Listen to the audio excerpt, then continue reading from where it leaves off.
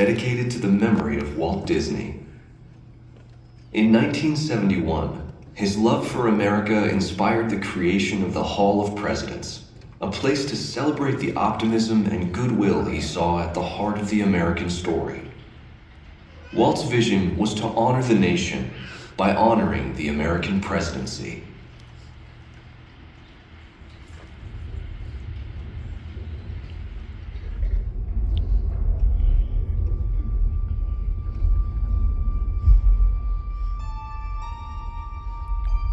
It is 1783, and the smoke is clearing in the wake of the Revolutionary War. Over the course of 8 grinding years, General George Washington has led a force of shopkeepers, farmers, and Native American allies to victory over the greatest military power in the world. A new nation has been born, independent and free. The founders must form a national government. In 1787, through months of passionate debate, they create a written constitution. For the country's highest office, they imagine something new in the history of the world. A leader not born to power like a king or queen. A leader who has not seized power through conquest. A leader not separate from the people, but elected by the people, from among the people. We, the people. This is a new idea, an American idea. The idea of a president.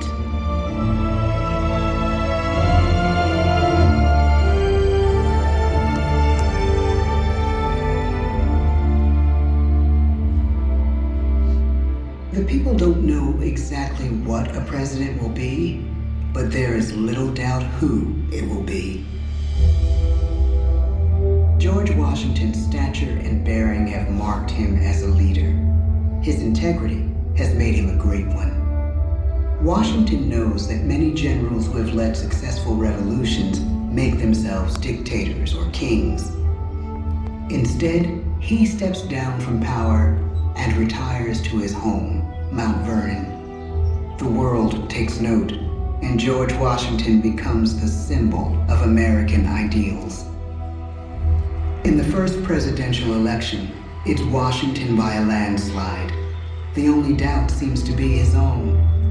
He writes, "Integrity and firmness is all I can promise. Integrity and firmness is exactly what we need." Everything he does as president will set a model for his successors.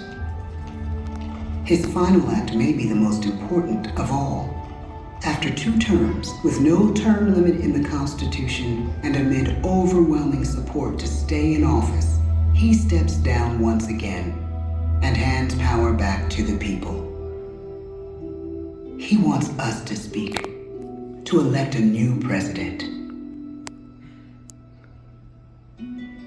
During the early years of the Republic, we choose leaders as different as Thomas Jefferson, John Adams, and Andrew Jackson. Elections are often bitter. Each president stands at that fiery intersection where personal character meets the challenges of the times. Some call the presidency a glorious burden. Jefferson calls it a splendid misery. We, the people, must choose well. We elect 15 presidents before the course of history brings us to the edge of a crisis like no other. A nation born of freedom still permits slavery. As the country pushes west, will new states be slave or free? The question produces bitter conflict. The issue rocks the election of 1860 and brings Abraham Lincoln onto the national stage. The tall, lanky, some say uncouth candidate from Illinois is a master of words at a time when speeches are printed in full for people to read. A house divided against itself cannot stand, he has said. With Lincoln's election, the House does indeed divide. Civil War. 11 states secede from the Union. The war becomes a defining passage in the American story. The president's own inner strength and depth of character changed the course of history. Lincoln had come up the hard way, on the American frontier, desperately poor, with less than a year of formal schooling. His early years were scarred by tragedy, the death of his mother, his sister, his first love. He struggles with depression, but never loses his determination to rise above it. He once said he's driven by a desire to leave the world a little better place for having lived in it. The war rages. Lincoln fights to preserve the Union and end slavery. Neither is a sure thing. At Gettysburg, Pennsylvania, 6 months after one of the bloodiest battles of the war, the president dedicates a cemetery to the thousands of soldiers who died there, in words we can never forget.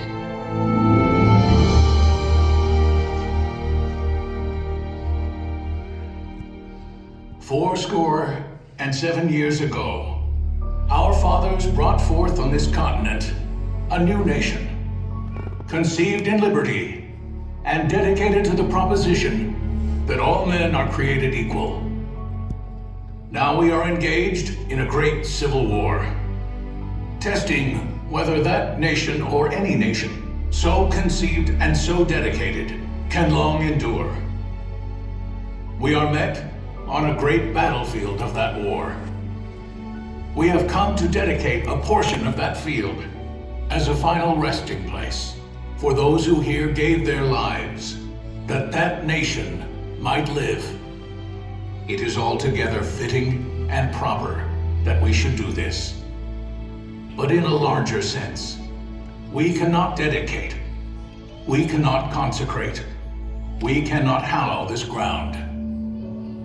The brave men, living and dead, who struggled here, have consecrated it far above our poor power to add or detract.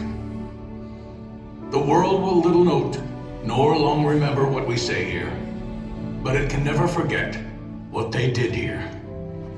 It is for us, the living, rather, to be dedicated here to the unfinished work which they who fought here have thus far so nobly advanced. It is rather for us to be here dedicated to the great task remaining before us, that from these honored dead we take increased devotion to that cause for which they gave the last full measure of devotion.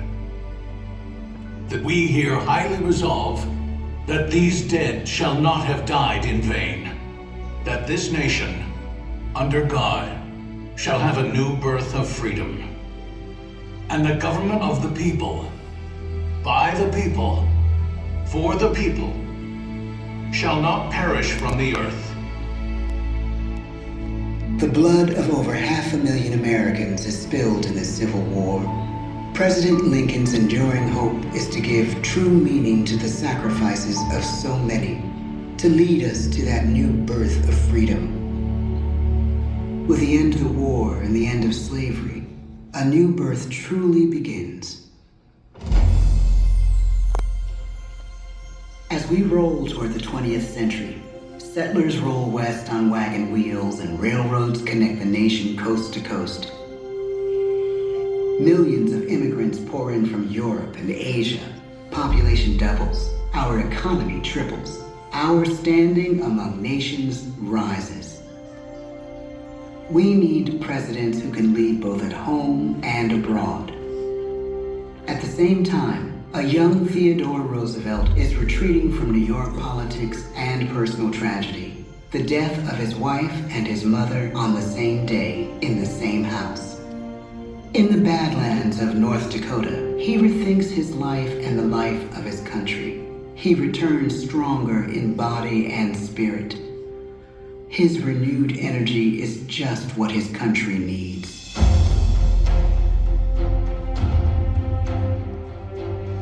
American industry is booming, but social tensions are rising.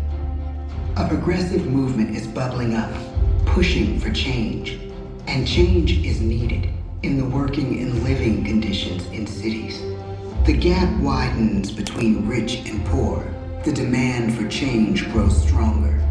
Teddy Roosevelt is a knight on a crusade. He speaks with force and vitality in clear terms that make colorful headlines at a time when mass-market newspapers have become the new media.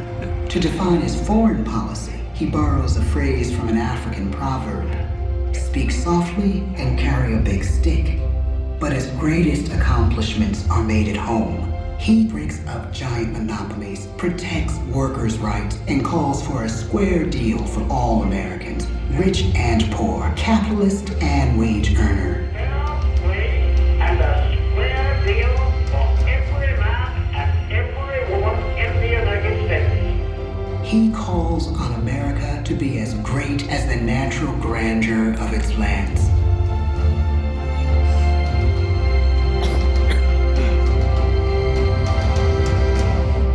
Keep your eyes on the stars and your feet on the ground, he tells us.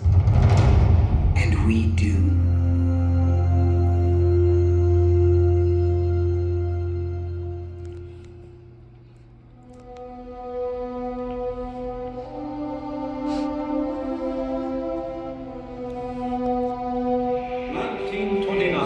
The bottom fell out of the market. 12 million unemployed.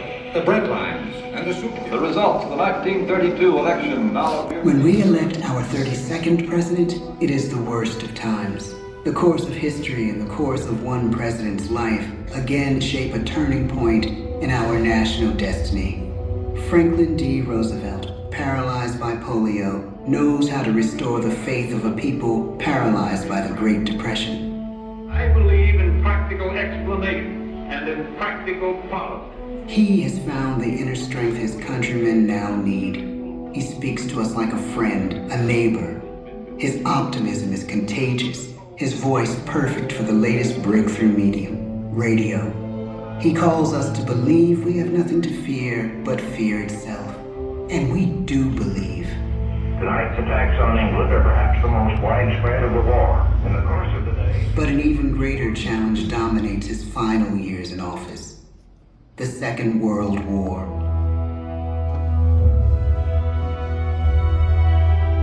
We must be the great arsenal of democracy. This is an emergency as serious as war itself. We stun the world with our production. When bombs fall on U.S. troops in Pearl Harbor, he calls us to fight on the war front and sacrifice on the home front.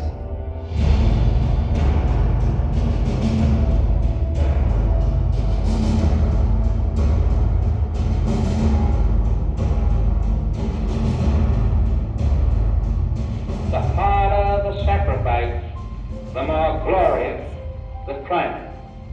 So spoke America in the year 1776. So speak Americans today.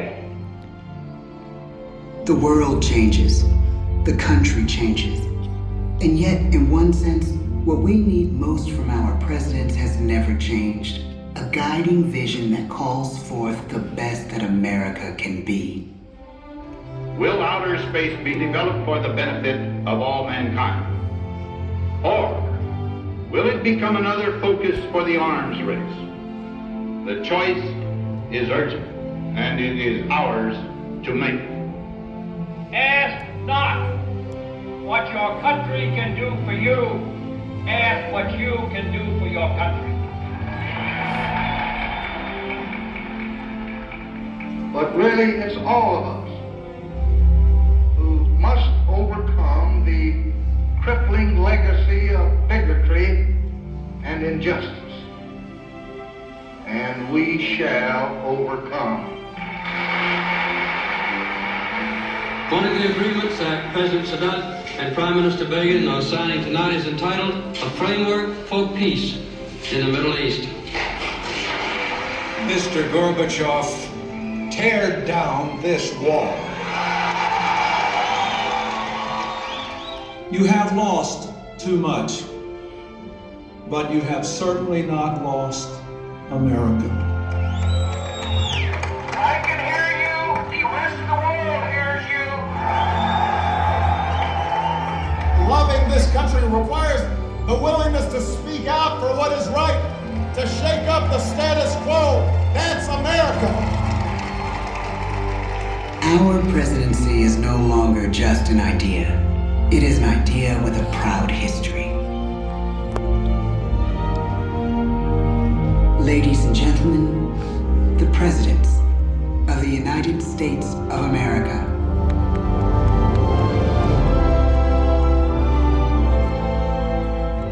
George Washington, John Adams, Thomas Jefferson, James Madison, James Monroe, John Quincy Adams, Andrew Jackson, Martin Van Buren, William Henry Harrison, John Tyler, James K. Polk,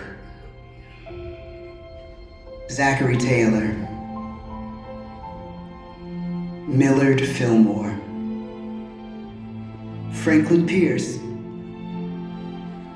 James Buchanan, Abraham Lincoln,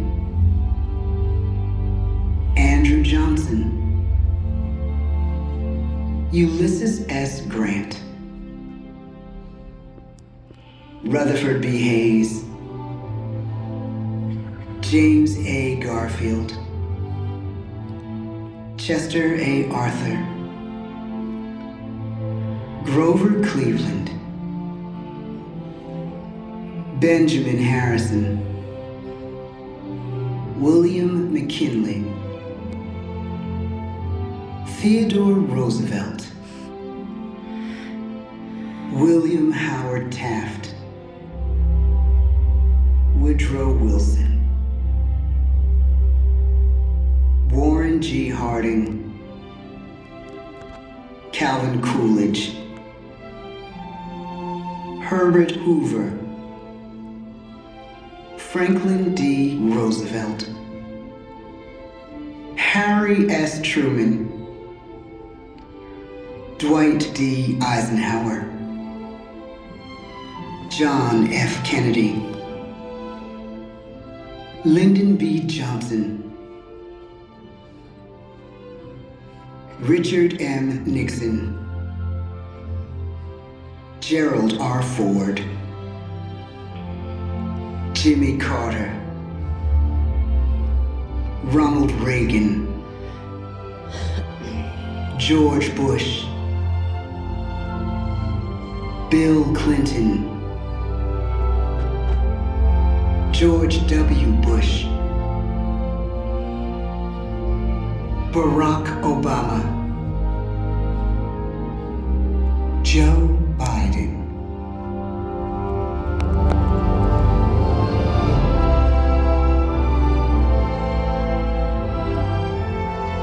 And now we come to the present. Once again, we place our trust in the idea of a president, as we have from the beginning. My fellow citizens, no event could have filled me with greater anxieties than that notification on the 14th day of April, 1789, that you had selected me to lead our nation. But it was with the confidence of my fellow citizens that I took an oath. 35 simple words that have been repeated by every American president throughout history. I, Donald John Trump, do solemnly swear that I will faithfully execute the office of President of the United States and will, to the best of my ability, preserve, protect, and defend the Constitution of the United States. So help me God.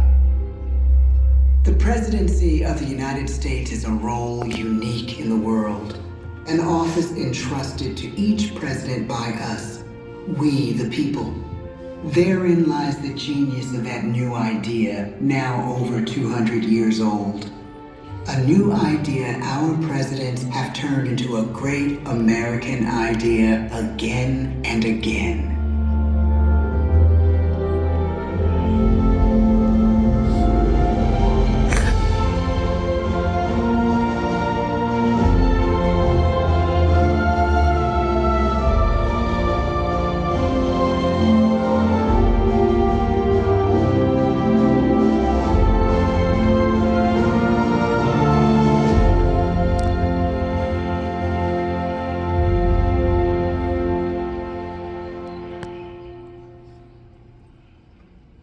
That concludes